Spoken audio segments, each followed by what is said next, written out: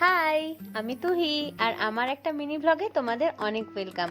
তো আমার পুরো হুলিয়া দেখতে পাচ্ছ পুরো খারাপ হয়ে পড়ে আছে, কারণ কি আমি আমার রুমটাকে একটু গোছাচ্ছিলাম আর আমার হেল্প করছিল আমার সেই স্টুডেন্ট অভি।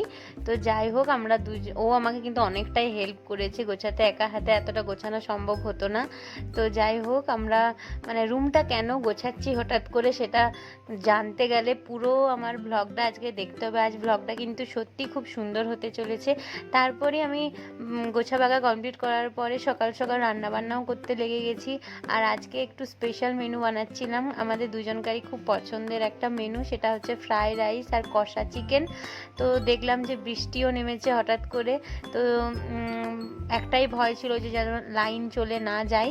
তারপরে আমি চলে গেলাম রান্নাবান্না করতে। রাইস মোটামুটি আমার কমপ্লিট হয়ে গেছিলো আর এদিকে চিকেনটাও করে নিলাম। তারপরে করছিলাম একটু ড্রেস আপ, বলছিলাম না কিছুটা সারপ্রাইজ আছে, পুরো ব্লগটা দেখো বুঝতে পারবে। তো যাই হোক, এখানে ড্রেস আপ করে নিয়েছি। তারপরে আমাদের দুজনকার মানে ভোজপুরি গানে হেভি ভাইবস আছে, তো দুজনে ভাবলাম চলো একটু মজা করে নেওয়া যাক। তো আজকে রাত্রে আমাদের প্ল্যান ছিল ক্যান্ডেল লাইট ডিনার করব।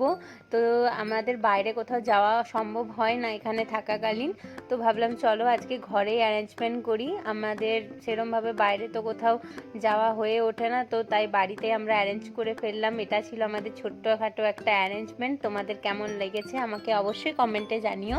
তো যাই হোক, আমরা তো দুজন বেশ এনজয় করে খেলাম, খাবার দাবার টেস্ট কিন্তু খুবই সুন্দর হয়েছিল, নিজের হাতে রান্না করেছি, নিজেই প্রশংসা করছি। যাই হোক, তো আজকের দিনটা আমরা এরমভাবে কাটালাম মজা করে।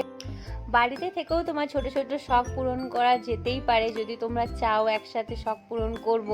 তো যাই হোক, ভিডিওটা কেমন লাগলো আমাকে অবশ্যই জানিও। দেখা হচ্ছে নেক্সট ভিডিওতে।